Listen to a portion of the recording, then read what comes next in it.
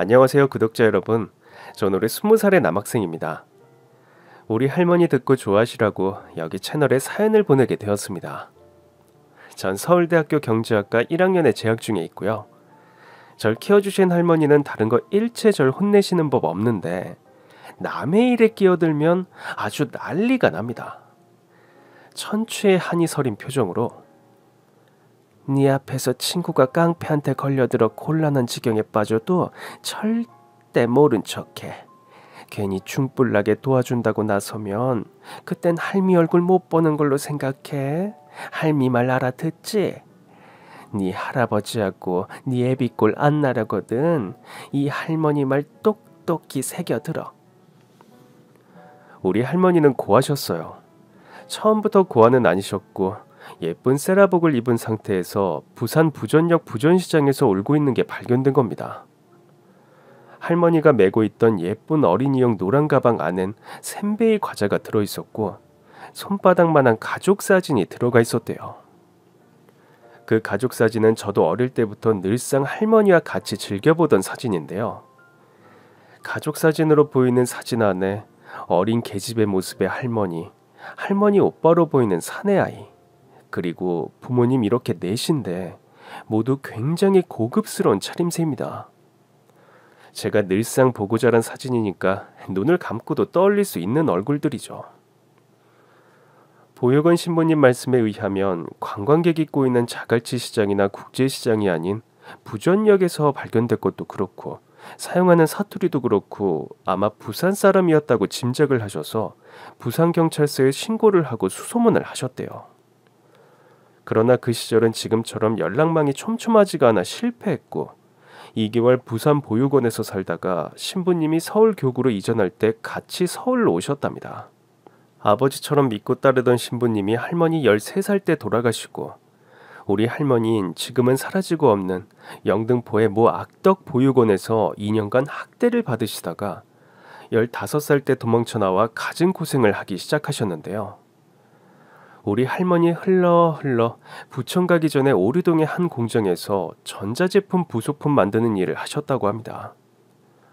컨베이어는 쉴 사이 없이 돌아가고 팔을 쉴 사이 없이 움직여야 했을 만큼 노동 강도가 세셨다네요.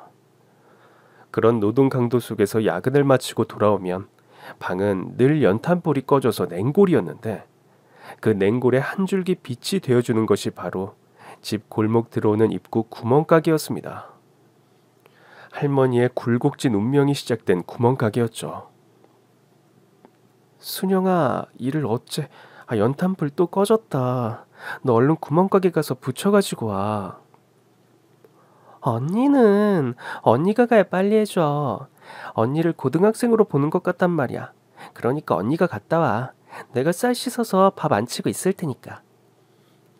할머니와 한방에서 기거하는 순영이라는 공장 동생은 얼굴도 예쁘고 마음씨는 비단결인데 문제는 씀씀이가 너무 헛헛하고 여기저기 퍼주느라 할머니한테 잔소리를 많이 들으셨다고 하네요. 아무튼 그 구멍가게에선 밤늦게 돌아오는 공원들을 위해서 라면과 밥 한 공기 그리고 김치까지 해서 400원 주고 파셨고 구멍가게에 딸린 방엔 그 골목에 사는 공원들의 쉼터나 마찬가지였다고 합니다. 배고픈 어린 공원들이 집에 가는 길에 들려 라면을 사 먹고 방 연탄불이 꺼져 냉골이 된 방 때문에 발을 동동 구르는 공원들을 위해 늘 활짝 열린 공간이었으니까요. 바로 불붙은 연탄을 팔았던 겁니다.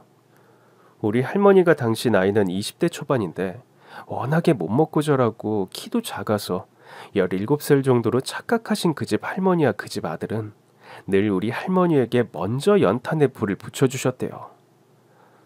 연탄불 먼저 주시는 게 미안해서 자기 자신이 이미 성인이라고 밝히는 것도 우습고 그래서 아무 말 없이 늘 먼저 받아오시곤 하셨는데 뒤에 줄 선 젊은 총각들이 자기들이 먼저 왔다면서 궁시렁궁시렁 항의를 하면 내 맘이야.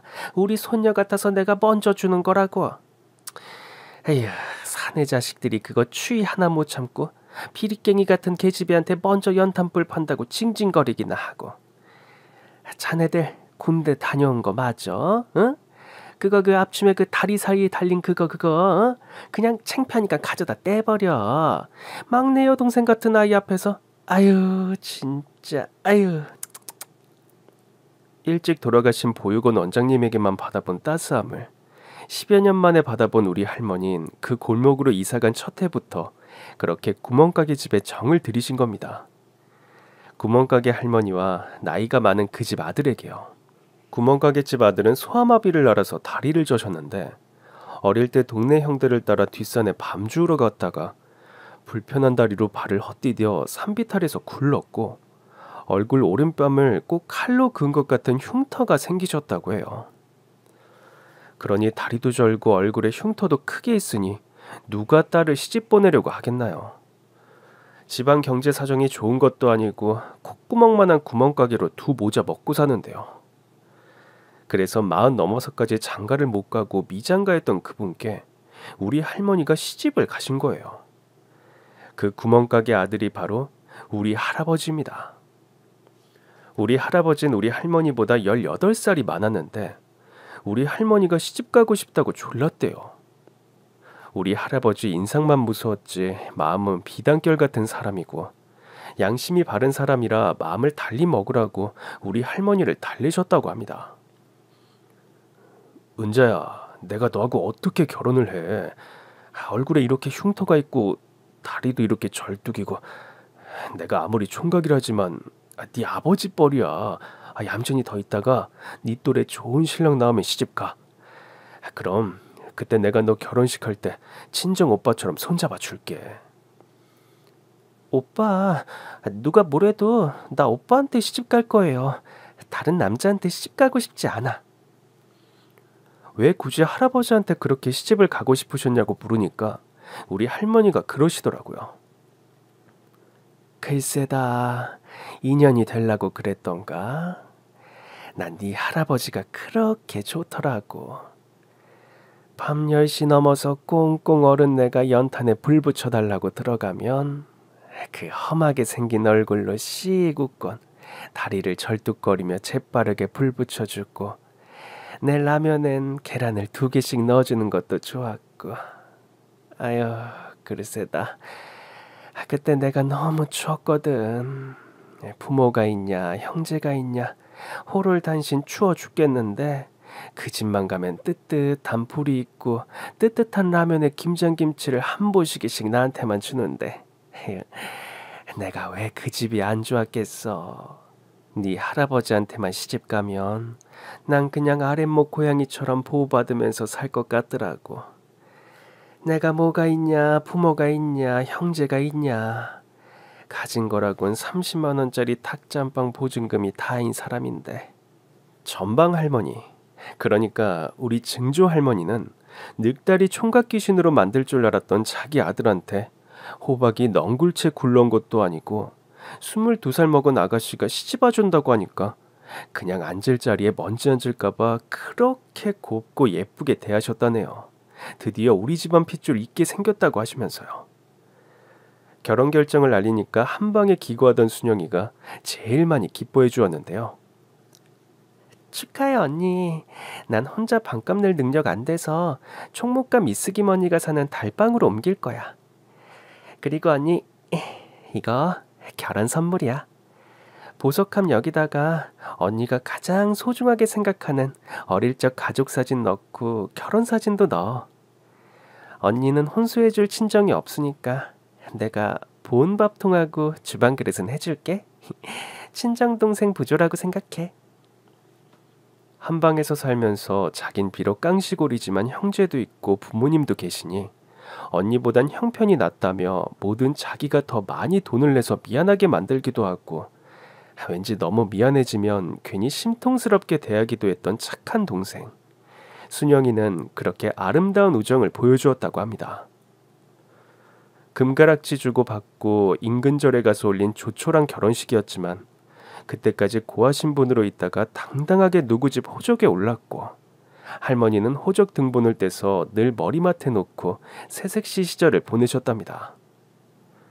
우리 할머니 어린 시절 부자였던 그 행복한 기분 이후로 처음으로 인생의 황금기를 보내셨는데 우리 아버지를 임신하신 걸 알았을 땐 우리 증조 할머니가 방 밖을 못 나오게 하기 위해 애지중지 바치면서 임신 기간을 거치셨다네요. 우리 할아버진 나이 40 중반이 되어 자식을 가지게 되셨으니 오죽이나 좋으셨겠나요. 너무 좋아하니까 우리 할머니가 슬쩍 걱정이 돼서 뱃속의 아이가 딸이면 어쩌려고 그렇게 좋아해요. 딸이면 어때? 낳기만 해. 난 딸이라도 낳기만 하면 춤을 출 테니까. 어느 책에선가 읽었는데 가장 행복한 시절은 가장 빠르게 사라진다고 하죠. 임신 막달이 되었을 때 바로 그 사건이 벌어진 겁니다.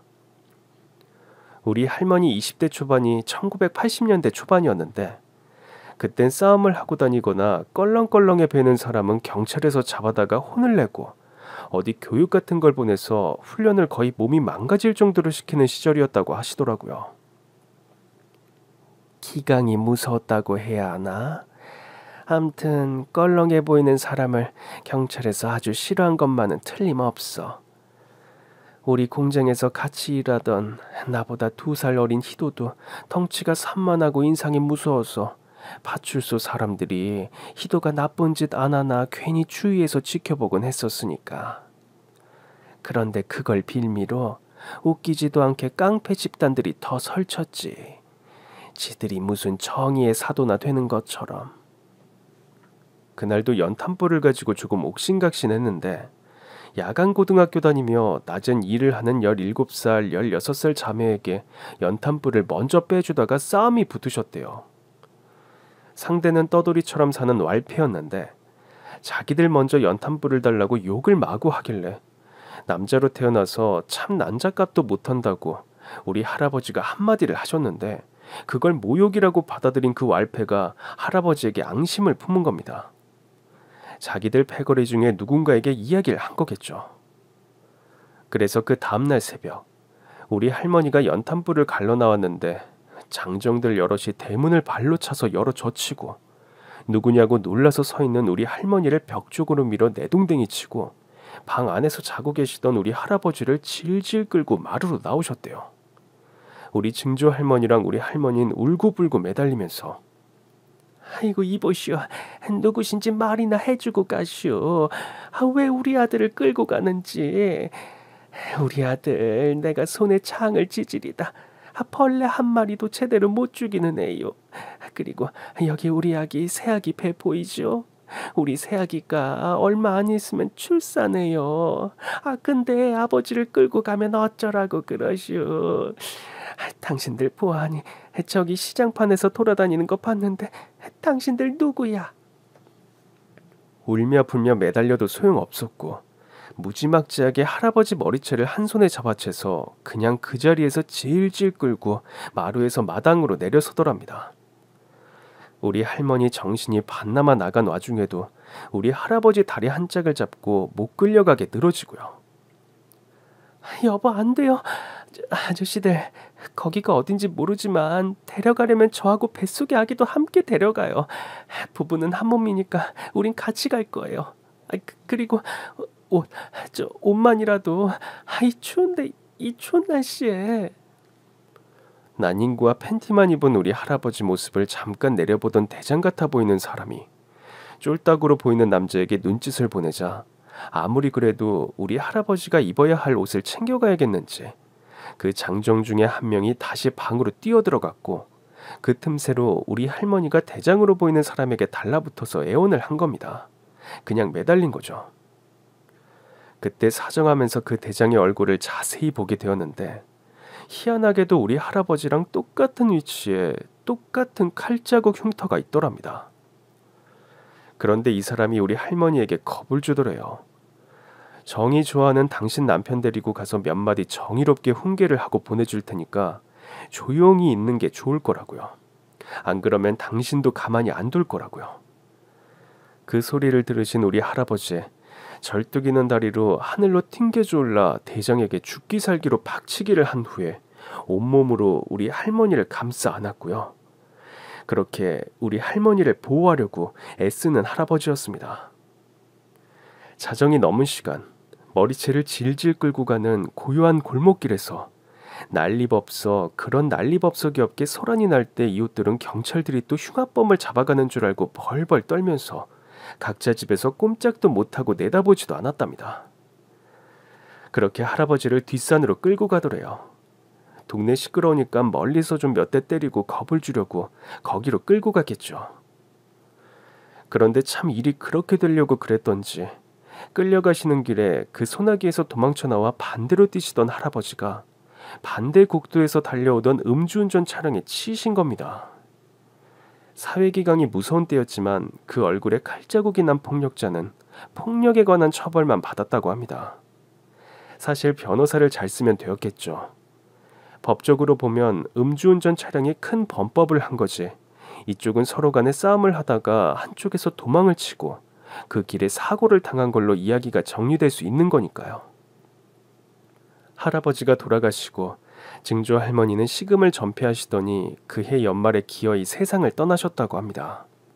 우리 할머니는 반은 실성하다시피 하시면서 할아버지 원망에 그 폭력자 원망을 되풀이하시면서 아휴 인간아, 나는 애 새끼랑 어떻게 살라고. 우리 살기도 바빠 죽겠는데 못하려고 남존이란다고 연탄불 바꿔주다가 이 일을 만드냐고. 이 씹어먹어도 시원찮을 놈. 내가 니놈 면상 잘 알고 있지. 니놈이 우리 남편이랑 똑같은 상처를 얼굴에 가졌으니까 정확하게 기억하고 있으니까. 내가 지금은 힘이 없어서 가만히 있지만 죽어서라도 널 꼭 찾아내서 널 씹어먹고 말 테니까 기다리고 있어. 빈소를 지키는 사람들이라곤 서울 청량리역 근처에 있는 해장국집에 취직이 되어서 거기 다니던 순영 할머니와 동네 골목에 사는 가난한 공원들 몇이었는데 증조 할머니 발인날 우리 할머니는 병원도 못 가고 동네에서 가장 나이 많은 할머니 둘이 산파를 해주셔서 집에서 우리 아버지를 낳으셨다고 합니다. 순영의 할머니는 지금 우리와 아주 가깝게 지낼 수밖에 없는 관계가 되어 있는데요. 아주 가끔 저에게 할머니 초년 고생하던 시절을 이야기해 주실 때 가장 애달파하시는 부분이 바로 그 대목이었습니다. 그 정경이야 차마 눈 뜨고 못 볼 지경이었지. 아휴, 내가 그날만 생각하면 애처로워서. 남편 차에 치워주고 홀시어머니 이제 발인해야 하는데 양수가 터져가지고 소리도 못 내지르고 울면서 아이를 낳는데 아유 참거 애참해서 아이를 물고 울면서 낳더라고. 그래도 네 애비가 태어날 때부터 효자라 그런가 힘들게 안 하고 빨리 낳아주었지. 그런데 아들이면 뭐 할 거야. 아들 낳았다고 좋아해줄 시어머니는 땅에 묻으려고 실려나갔고 아들 낳았다고 춤출 남편은 사고를 당해 떠났는데 아휴. 낳기만 하면 내는 춤을 출런다고 임신한 걸 알았을 때부터 싱글싱글해서 뺨 위로 칼자국같이 길게 상처가 난 얼굴을 찢어지게 웃으시던 할아버진 꿈결처럼 온데간데 없이 그때부터 우리 할머니 혼자 아버지를 기르셨습니다. 동네 입구 구멍가게를 하면서 모자가 살았으니까 그야말로 겨우겨우 먹고 살기만 했다고 하네요. 그러다가 1990년대 중반부터 동네 곳곳에 슈퍼를 넘어선 배달차를 두고 배달까지 해주는 큰 마트들이 생기기 시작했고 또 거점 곳곳엔 대형 쇼핑몰 겸 마트들이 생겼으니 8평 전방인 우리 할머니 구멍가게가 될 리가 없었습니다. 그때부터 우리 할머니는 주로 달동네를 전전하면서 시루떡하고 바람떡, 콩가루를 묻힌 쑥 인절미 이렇게 종류별로 집에서 만들어 머리에 이고 하루 온종일 도봇길을 다니셨던 겁니다. 우리 아버지는 당시 초등학교 6학년이었는데 어릴 때부터 집안 살림은 아버지가 다 하셨대요.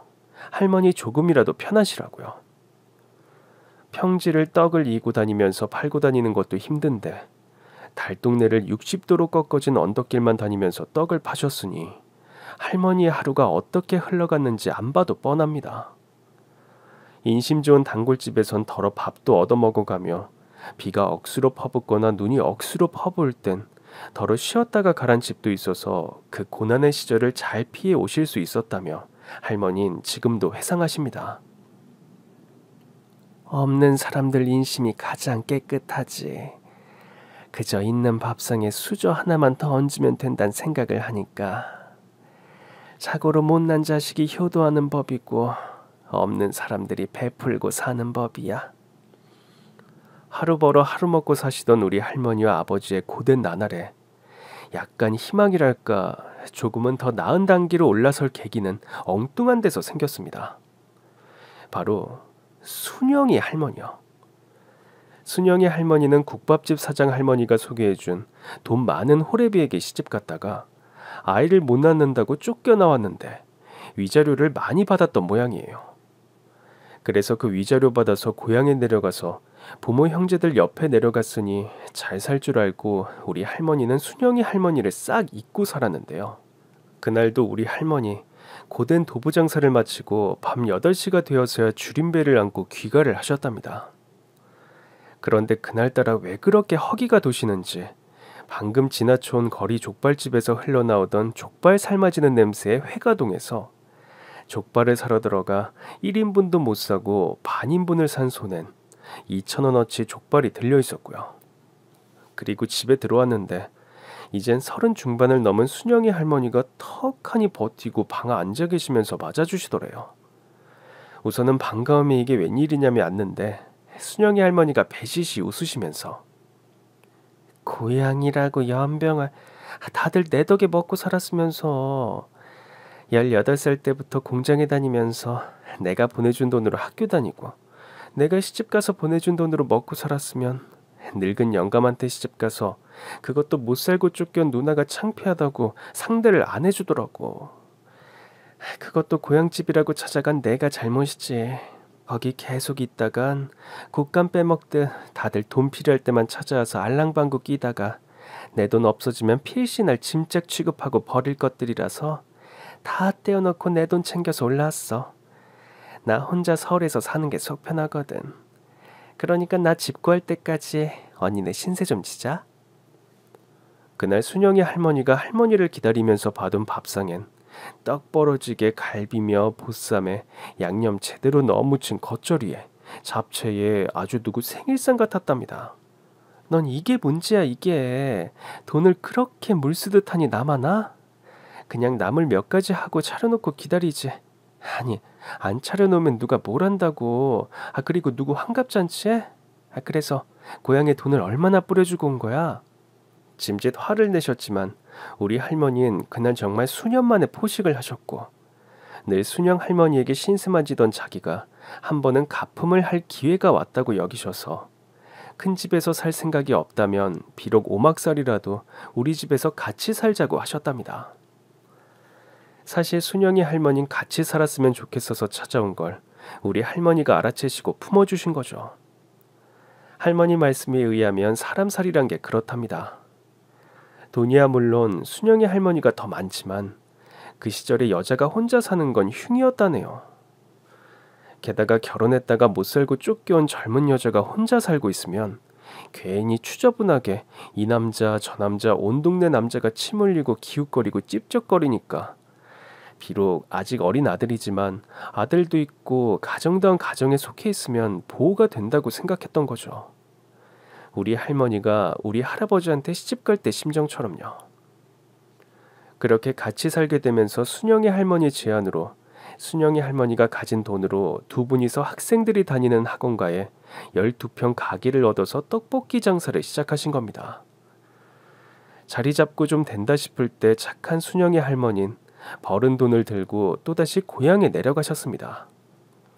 부모님이 연세가 높아지셨는데 아무도 모셔주는 동생들이 없어서 옆에서 보살펴 드리려고요. 가게는 그대로 우리 할머니께 드렸다고 하네요. 어떻게 된 게 난 너한테 늘 신세만 지게 되네. 이 다음에라도 내가 꼭 갚을 날이 왔으면 좋겠는데. 우선 이 장사를 잘해 나가는 게 너한테 보답하는 걸 거야. 그치? 너무 고마워서 고맙단 말조차 못하겠다. 그렇게 할머니 혼자 가게를 시작하시고 반년도 안 되어 IMF가 찾아왔고 경기 침체로 떡볶이를 사 먹는 학생들 용돈도 예전 같지가 않아져 가게도 겨우겨우 월세마저도 내지 못하게 되자 다시 가게 문을 닫으시게 된 겁니다. 불운의 연속이었죠. 이걸로 먹고 살리라 하고 시작한 게 바로 IMF 직격탄을 맞을 줄 누가 알았겠나요? 이렇게 삶에 배반당하듯 주저앉을 때마다 할머니의 레파토리는 늘 같을 수밖에 없었습니다. 방에 들어가 소주 한 잔 마시면서 혼자 울분을 삭히시는 거죠. 내 팔자도 참 한다하게 하네. 하루아침에 고아가 돼 어떻게 뭐 좀 될까 싶으면 매번 이렇게 주저앉는다냐. 결혼해서 행복하게 살아볼 만하니까 그 씹어먹어도 시원찮을 놈이 망쳐나. 고생하다가 이제 좀 내 장사 좀 해볼라 치니까 IMF가 터져. 아휴. 그렇게 하루 정도 울적하게 혼술하시고 나선 다음날 아침이면 툭툭 털고 일어나 다시 삶을 살아내신 우리 할머니. 할머니는 그때부터 기사식당 설거지를 나가셨고, 그렇게 어렵게 키우신 우리 아버지가 고등학교를 마치고 선택한 직업은 이삿짐 센터였습니다. 대학을 보낼 형편도 아니었지만 아버지 자체가 워낙에 공부에 뜻이 없는 분이셨다고 합니다. 아버지가 이삿짐 센터 일에 달라붙던 때는 포장이사가 처음 시작되고 몇 년이 지난 무렵이었고, 그 시절에는 포장이사만 하루에 2건 뛰어도 몇 년 안에 집 한 채 산다고 할 정도로 호황이었다네요. 그렇게 아버지가 열심히 벌어 모아 달동네에서 내려와 빌라촌에서 작은 빌라를 전세 얻어 들어가게 되었고, 친구 소개로 만난 우리 엄마랑 결혼하셔서 가정을 이루신 겁니다. 그리고 전 부모님 결혼 1주년 때 태어났습니다. 우영이는 내가 키우마. 집에 가만히 앉아서 밥만 축내는 늙은이로 늙기 싫다. 자식짐 하나라도 덜어줘야지. 아범아, 혜미야, 젊을 때 한 푼이라도 더 벌어. 벌 수 있을 때 벌라고. 모타로 사람 써서 그 돈을 나가게 해. 이삿짐 여자가 할 일은 애미 네가 맡아서 아줌마 따로 붙이지 말고 그 돈 네가 먹으라고. 살림을 맡아서 해주시며 저까지 봐주시는 할머니 덕분에 아빠하고 엄마는 열심히 돈만 벌 수가 있었습니다. 엄마 아버지는 365일 중에 명절만 빼고 하루도 안 쉬고 일을 하셨다고 합니다. 청약 넣은 아파트가 32평인데 그거 돈을 맞추기 위해선 물론 버는 족족 돈을 통장에 집어넣고 모으느라 세 분이서 그야말로 허리띠 졸라매셨고요. 달동네가 아닌 당당한 서울의 아파트에 내 집 마련의 꿈을 안고 2살 때부터 벌써 숫자 카드, 한글 카드 맞추기에 천재적인 재능을 보이는 절 위해 좋은 환경을 만들어주기 위해서요. 그 무렵 할머니는 또다시 가슴이 부푸셨다고 합니다. 행복과 미래의 희망 때문에요. 그런데 우리 할머니의 희망은 또다시 무참하게 철저하게 땅과 하늘이 맞붙어 갈아 마셔도 시원찮을 저주로 내려앉아 부셔졌습니다. 우리나라 고속도로 중 적재 불량 사고, 낙하물 사고가 가장 많은 곳이 경부선이라는데 우리 부모님 바로 그 경부선을 타고 늦은 저녁 돌아오시다가 사고가 나신 겁니다. 차라리 본인들 실수로 이삿짐 차가 사고가 났으면 우리 할머니가 그렇게 눈이 한쪽에 안 보이게 우시고 애통해 하시진 않는데 멀리 500m 전방에 달리던 화물 트럭 뒤에 짐박스에서 불이 난 걸 우리 부모님이 보신 거예요. 그걸 그냥 지나치고 갔으면 오죽이나 좋을까요? 1차선으로 먼저 추월해서 깜빡이로 급하게 알려주셨다고 합니다. 그래도 모르고 계속 달렸던 화물 트럭 운전자는 앞에 가던 차가 갑자기 멈추어서 운전석과 보조석 문이 동시에 열리며 남녀 모두 소화기를 들고 뛰어오길래 그때서야 본인 차가 문제인 걸 알고 갓길에 차를 세우셨고, 그렇게 세 분이서 상자에 붙은 불 진화 작업을 하신 거예요. 소방차는 아직 안 오고요. 화물트럭 운전자는 소화기를 뿌리면서도 연신 너무너무 감사하다고 고개를 숙이고, 그렇게 무사히 불을 잡고 그걸로 끝냈으면 오죽이나 좋을까요? 옆 3차선에서 달리던 또 다른 화물트럭이 마구 달려오다가 이 사고차를 보고 잠시 한눈판 사이에 그 화물트럭 뒤에 실린 50kg의 코일들이 우르르르 떨어져 내리고 엄청난 속도로 굴러서 찻길 쪽에 서서 소화기 작업을 하던 우리 부모님을 동시에 치고, 우리 부모님은 쓰러져 몸이 튕겨져 나가 엄청난 속도로 달리는 고속도로에 대자로 뻗으셔서 그 다음 차에 밟히신 겁니다. 아주 처참하게요. 우리 할머니는 차라리 완전히 미쳤으면 속이라도 편할 텐데 하나 남은 핏줄 3살배기 저 때문인지 미치지도 않고 그냥 그 자리에서 팔짝팔짝 자다가도 일어나 팔짝팔짝 뛰시면서 울기를 한 달이 넘게 하셨다네요. 나보고 그만 살고 죽으라는 거지. 이럴 순 없어. 이럴 수. 내가 필시 무슨 저주를 타고난 사주인가? 이럴 순 없다고. 아니 뭔 좋은 일 났다고 그걸 끼어들길. 지먹기 살기도 바쁜데. 그냥 지나치면 될걸. 소방서에 신고나 해주고 말지. 애비 그런 걸 쏙 빼닮아서 날 이렇게 환장하게 만들어. 아유, 이건 자식이 아니라 웬수지. 자식이 아니지.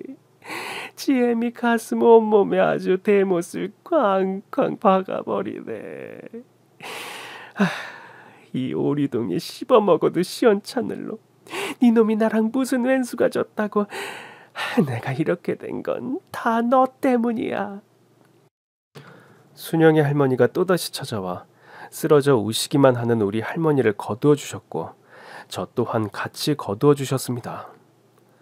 순영의 할머니는 그때 고향의 부모님 모두 끝까지 모시다가 자기 손으로 모셔드리고 서울에 홀가분하게 올라와 살 때였거든요. 언니, 지금 그 정신으로 온전히 살기 힘들어. 그러니까 날 의지해서 살아. 나랑 같이 살자고. 나랑 다시 뭔 장사를 해도 하면 되니까 산 사람은 또 살아야지, 안 그래? 여기 손자 우영이 봐서라도 살아야지. 언니, 지금 가만히 있어도 코피가 나니 지금 언니 심리 상태가 어떤지 뻔하다고. 코피하고 그게 뭔 상관이야. 며칠 전부터 괜히 한 번씩 나는 걸 가지고 별소리를 다 하네. 암튼 재수없는 나랑 살면 너까지 불행해져. IMF 때도 어땠어. 우리 이쯤에서 여기서 남남으로 각자 살자. 죽지 않고 살아있으면 언젠간 만나겠지. 그땐 내가 널 도와주고 거두어줄 수 있었으면 좋겠다. 진짜로. 맨날 말로만 이러는데 정말 그럴 수 있었으면 좋겠어.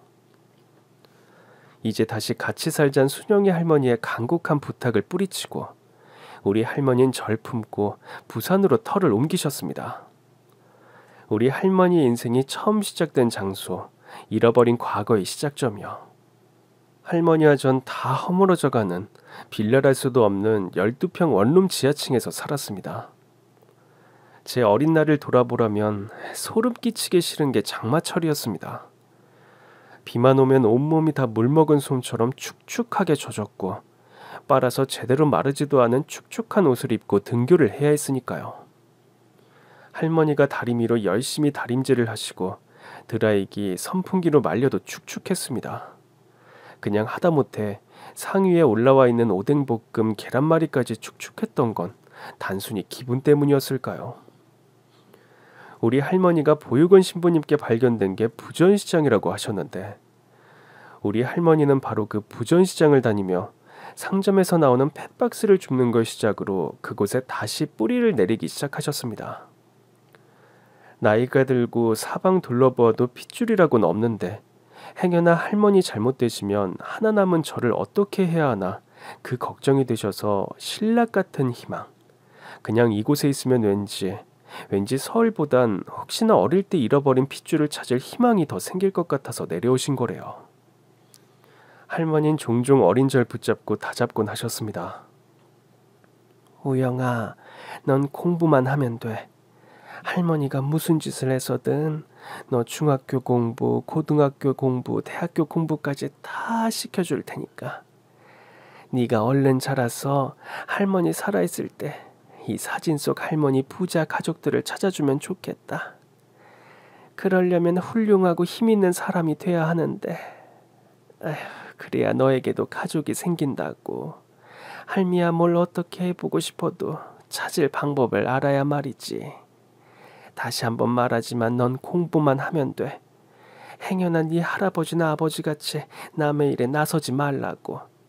길을 가다가 누가 엎어져 있어도 내는 모르는 일이다 하고 그냥 지나쳐가서 공부만 하면 돼. 할머니 나름대로 찾으려는 시도를 왜 안 해보았겠나요?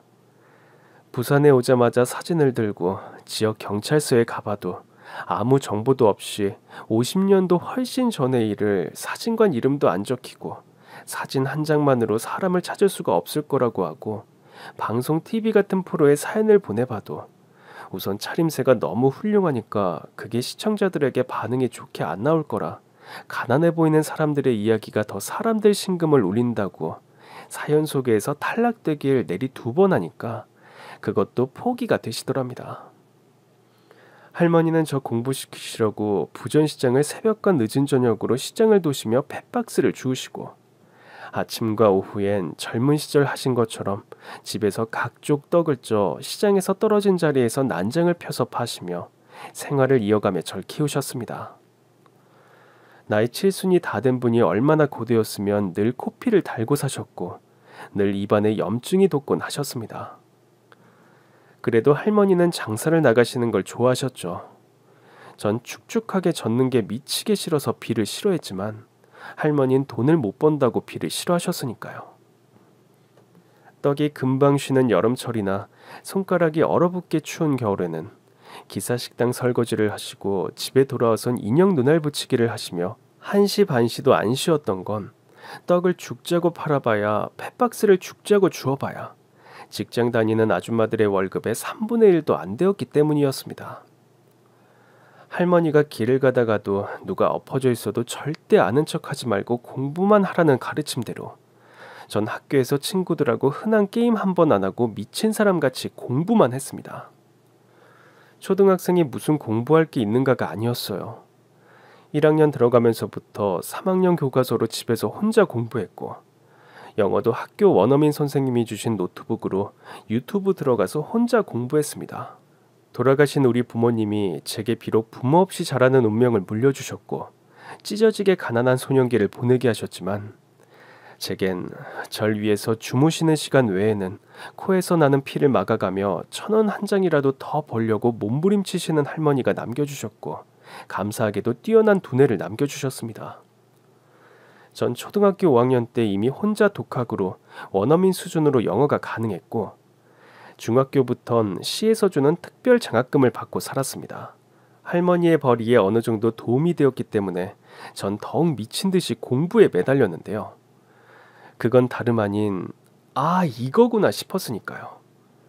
이렇게 공부만 미친 듯 하면 할머니를 도와드릴 수 있다는 걸 안 거죠. 저의 성적은 우리 학교 내에서 따라올 친구 없었고 각 단체에서 주는 장학금으로 생활비에도 보탤 수 있었습니다. 우린 가난했을지언정 최소 남에게 손 벌리며 살진 않았던 겁니다. 그래서 그런 이유로 제가 갈 대학은 오직 하나 서울대였고 그 길을 위해서만 일로 매진했습니다. 남들 버는 돈의 반도 못 버는 돈을 버시려고 주무시는 시간까지 쪼개시며 사시는 할머니께 기쁨의 영광을 안겨드리고 싶었으니까요.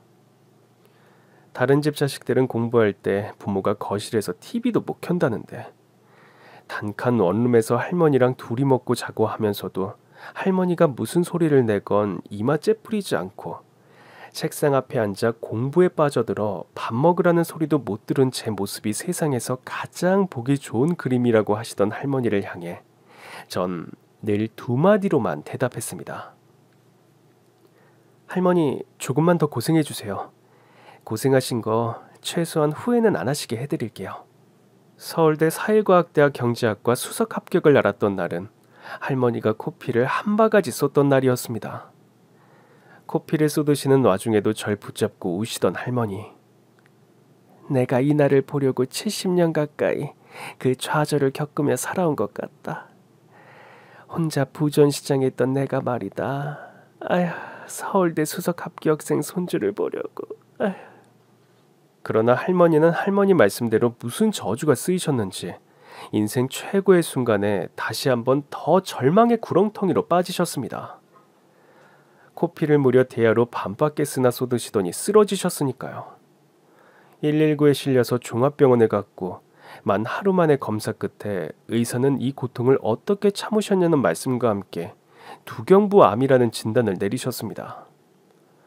입안에 생기는 염증과 코피는 과로 때문이 아닌 목과 뇌에 생기는 암, 즉 두경부암의 시작이었고 두경부암의 특성상 식도와 간에까지 전이가 된 상태였습니다. 할머니가 실비보험 같은 걸 들었을 리 만무합니다. 아들과 며느리를 동시에 잃었을 때 시작된 코피가 몇 년에 한 번씩 간헐적으로 났으니까 그냥 과로로 인한 코피인 줄 아신 겁니다.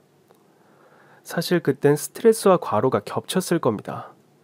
그런데 최근 몇 년 사이에 반복적으로 코피가 나셨고 입안의 염증도 단순 과로로만 알았는데 그게 아니었다는 걸 너무 뒤늦게 한 것을 이제야 뼈저리게 후회해봤자 무슨 소용일까요? 단지 공부 하나 잘하는 게 효도라고 생각했던 전교 1등이라는 자부심까지 쓰레기통으로 직행해야 하는 현실을 마주해야 했습니다.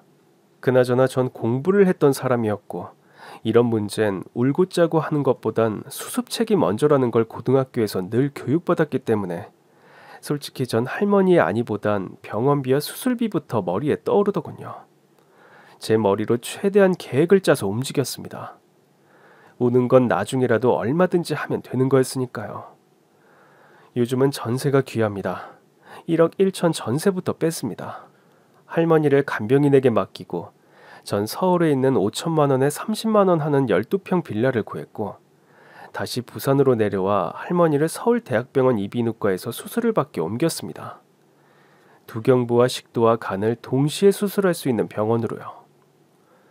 그 기나긴 처절한 시간들, 전 앞뒤 보지 않고 공부만 파던 그 기세로 알바부터 시작했습니다. 우리 아버지가 하시던 이삿짐이 아무 경력도 없는 고등학교도 채 졸업하기 전에 제가 할 수 있는 가장 큰 돈벌이였고 전 이삿짐을 하면서 할머니의 계속되는 수술비를 부담해 나갔습니다. 전세 빼고 남은 돈 6천만 원에서 큰 돈은 쓰고요. 식도의 암을 2번 수술로 나누어 제거할 때 울었습니다. 할머니가 안타까워서 울었냐고요? 아니요, 무서워서요. 할머니의 저주스러운 운명이 제게도 끼칠까봐 무서웠습니다. 이래서 자손은 키워놔봐야 소용없단 말을 하는 걸까요? 코로나 때문에 간병인이 정해지면 보호자도 면회가 불가능한 요즘 병원 시스템.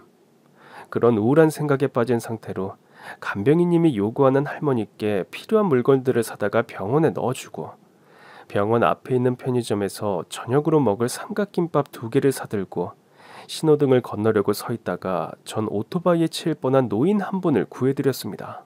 정말 순간적이었네요.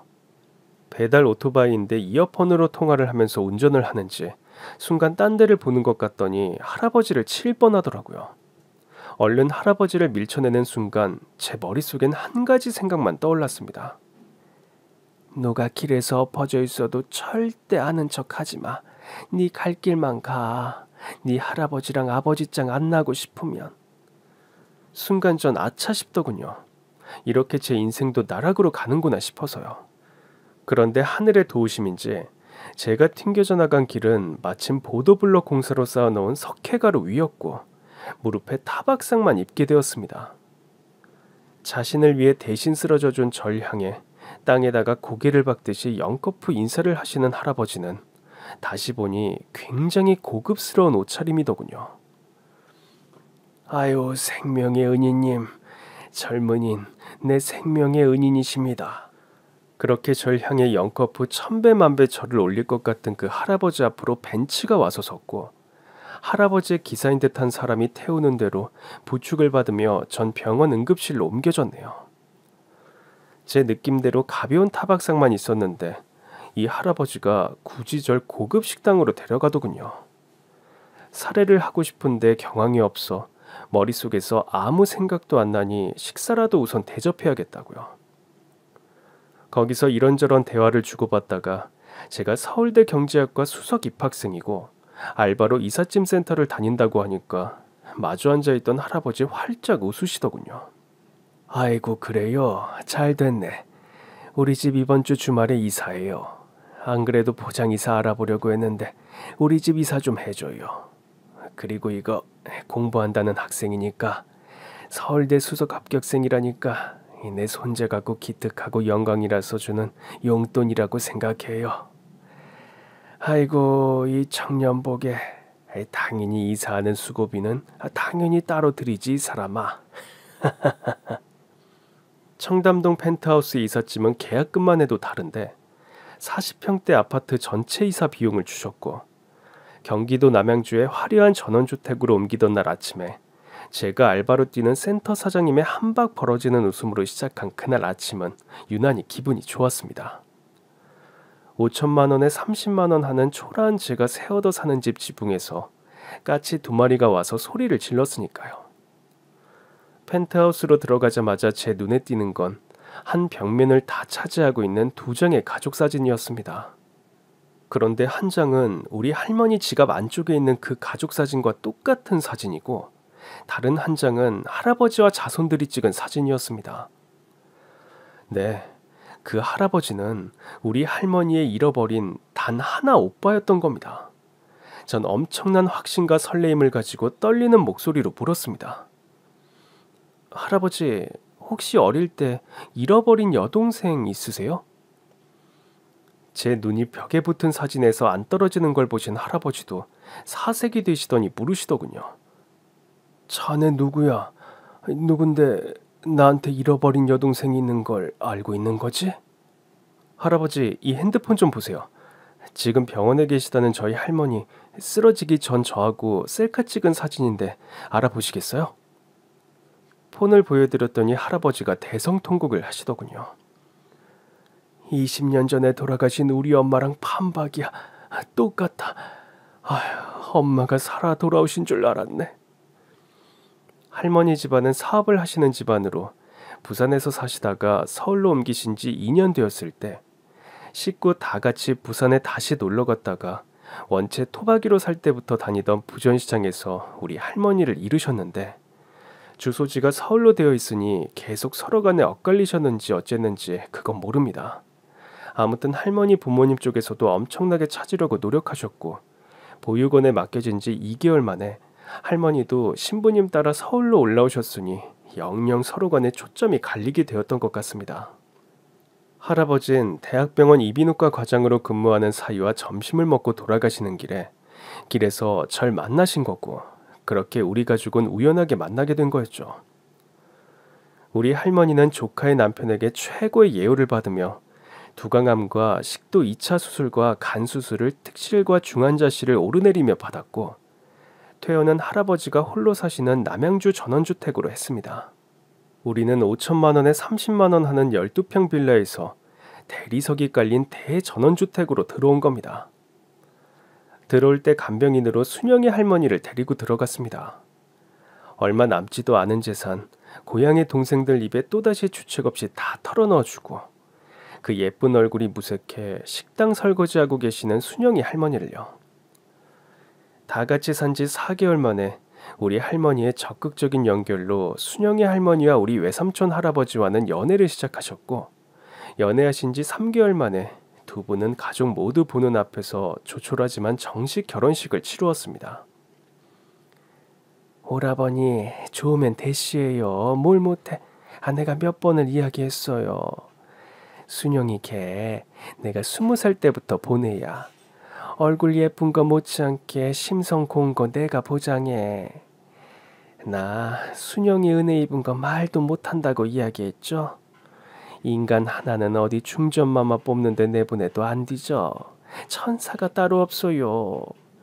게다가 오빠 순영이한테 마음 있잖아요. 신부 뭐 학벌 그런 게 뭐가 중요해요. 나 우리 집 사업가 부잣집에서 태어났어도 한평생을 중산층도 못하게 하류층으로 살아온 거 봐봐. 그거 아무것도 아니에요. 뭐? 아유, 연애만 한다고? 그거 사랑하는 여자한테 할 짓 못 되지. 참 이제야 상봉한 오빠에게 할 소리 아니지만, 오빠, 남자가 여자를 사랑하는 건 금전으로 보여줘야 해요. 보장을 해주란 말이에요. 말만 사랑한다고 하지 말고. 순영아, 내가 뭘 했어? 한 번은 너한테 은혜를 갖고 싶다고 했지? 사별한 전처 자식들 있더라도 후처라도 정식 혼인을 해야 나중에라도 재산권이 생겨. 호적에 오른 이상 아무도 널 우습게 못 여긴다고. 사실 아무리 그리웠던 형제간이라도 배우자가 생기면 서로 어색한 법입니다. 제가 학교도 다녀야 하고 할머니가 병원도 가까워야 하고 해서 할머니와 전 할아버지가 구해준 서울 강남의 초호화 아파트로 옮겼습니다. 주로 프리미엄 아울렛 간의 합병이나 프리미엄 아울렛에 투자를 하는 방식으로 사업을 이어가시던 재력이야 남부럽지 않은 할아버진 뒤늦게 만난 금쪽 같은 여동생에게 아낌없이 다해주었습니다. 간병인 3명의 도움을 받아서인지 아니면 평생 그리워하던 가족을 만난 힘인지 아니면 할아버지가 보양식이라는 보양식은 상어 지느러미부터 안 해오는 게 없이 해오셔서 그런지 우리 할머니는 그 연세에도 3가지 암 수술을 모두 잘 견뎌내시고 계십니다. 이렇게 해피엔딩으로 그대로 끝나면 오죽이나 좋을까요? 그런데 최근에 할머니에게 충격적인 일이 또 일어났습니다. 할아버지는 전원주택 자랑도 할 겸 사업 파트너들을 주로 집으로 초대해 음식을 대접하는 걸 즐기시는 분이었는데 할아버지가 최근에 투자하기로 한 모 지역에 새로 생기는 대규모 프리미엄 아울렛의 건물주를 집으로 초대하셨나 보더라고요. 그날 저녁 숨이 넘어가게 순영이 할머니의 전화가 온 겁니다. 언니, 아니 아가씨, 아니 고모, 언니 형부 끌고 갔던 그 깡패가 형부랑 똑같은 부위에 얼굴 상처가 있다고 했죠. 분명히 키는 땅따라고 작다고 했죠. 언니, 이번에 프리미엄 아울렛 건물주 내가 사진 보내줄게. 우리 집 정원에서 2시간 전에 식사하며 찍은 셀카야. 언니 빨리 확인해봐. 할머니는 그 사진을 보고 입술을 부르르 떠시더니 뒤로 넘어가시려고 하시더군요. 맞았습니다. 그 프리미엄 아울렛 건물주는 우리 할아버지를 뒷산으로 끌고 간 우리 할머니가 씹어먹어도 시원찮을 놈이었습니다. 아무래도 생긴 게 심상치 않고 흉터 자국도 그래서 미심쩍어 하는데 식사를 하시면서 오리동에서 청춘 한 대를 보냈다고 하시면서 거기에도 프리미엄 아울렛 들어서면 잘 될 거라는 그런 객적은 사소한 농담을 주고받는 걸 들으신 순영 할머니는 감을 잡고 우리 할머니께 연락을 하신 거죠. 숨 넘어가게 놀라고 흥분한 할머니의 전화를 받고 그 다음날 아침에 달려오신 외삼촌 할아버지는 그 길로 그 아울렛에 투자한 금액을 한꺼번에 모두 거두어 드렸고 우리 할머니의 철천지 한평생 원수였던 그 깡패 출신 사업가는 하루아침에 파산했습니다. 가장 큰 투자자가 이유 불문하고 돈을 거두어 드리는데 긴 설명은 필요 없었습니다. 그 많은 돈으로 뭐 하나요? 최고의 변호사를 기용하면 되는걸요. 그 과정 중에 변호사가 50년도 전에 오리동에 있었던 사건을 이야기했고 어제까지 할머니 보낸 그 깡패 출신 사업가, 그러니까 하루아침에 사업이 철저하게 망해서 정신이 획 돌아버린 깡패의 저주의 언어들이 정신없이 문자 메시지로 도착하더군요. 우리 할머니는 오늘 오후에 변호사의 방문을 받았습니다. 현재 협박미수와 특수협박에 대한 소송과 과거 것을 소환해서 협박미수에 의한 사고 경위에 대한 소송을 걸 준비를 하시나 보더라고요. 이건 형사법이니까 돈으로도 못 막습니다. 물론 가진 돈도 없겠지만요. 할머니는 요즘 암수술한 분 같지가 않으시게 기운이 펄펄 하십니다. 풍족한 돈을 배경으로 깔고 철저하게 싸워 이겨야 할 상대가 생겼고 그래서 그게 오히려 삶의 에너지가 되는 것 같습니다. 그럼 지금까지 제 긴 사연 들어주셔서 정말 감사합니다. 오늘도 행복한 하루 되세요.